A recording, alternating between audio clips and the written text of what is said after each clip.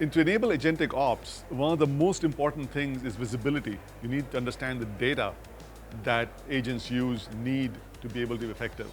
And so there are three parts to this that are really important to us. The first one is that correlated unified data operating at machine scale, which is massive amounts of data that is coming in because of agentic systems and the amount of data that they need. The second thing is taking that same data and unlocking it for agentic operations such as an agentic SOC or agentic SREs, which really means being able to respond to continuous disruptions that are being caused in the context of AI and do so at machine speed. And the third thing is, again, the same visibility that is so important with this unified data to enable trust in AI.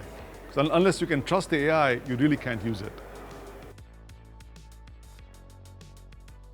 So Galileo has been a critical part of our strategy going forward.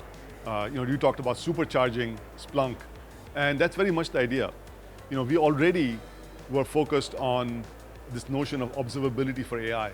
And observability for AI is all about, all the way from GPU to agents, the full stack, being able to observe every part of it.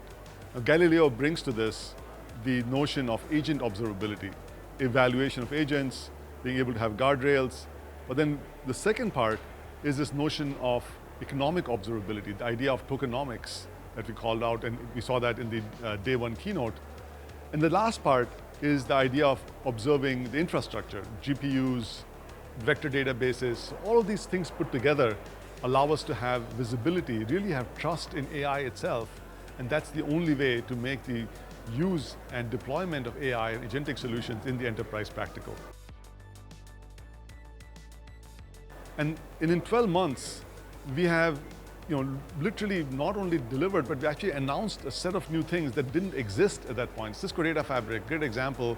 We started talking about it about a year ago, but the actual announcement and the foundational concept was at .conf, which is about September, so 8 months ago.